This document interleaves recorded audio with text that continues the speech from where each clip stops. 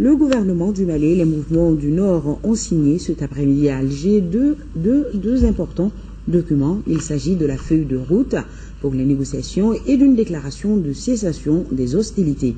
Je vous propose là-dessus d'écouter Modibo Keïta, haut représentant du président de la République pour le dialogue inclusif intermalien, des propos recueillis par nos envoyés spéciaux Harouna Diarra et Amadou Sankari. Le président de la République du Mali renouvelle à la partie algérienne toute sa confiance et associe à cette démarche tous les autres partenaires. Cet acquis, nous le devons bien évidemment aux parties maliennes que l'on appelle pour les commodités de langage les représentants du gouvernement et les représentants des mouvements armés que les uns et les autres. Ici, me permettent de les confondre au nom du président de la République du Mali en une gigantesque entité composée de Maliennes et de Maliens. M'adressant à vous, mes chers compatriotes, vous avez pu choisir.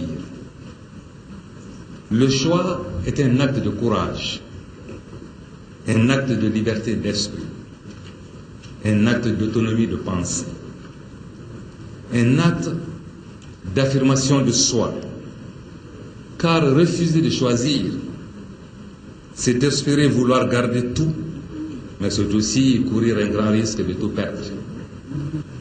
Mes frères et sœurs, vous avez choisi le camp du dialogue, un dialogue que vous souhaitez sincère, nous ne pouvons que nous en féliciter. Vous avez, permettez-moi de le dire, choisi aussi entre ce que j'appelle la mode et la modernité.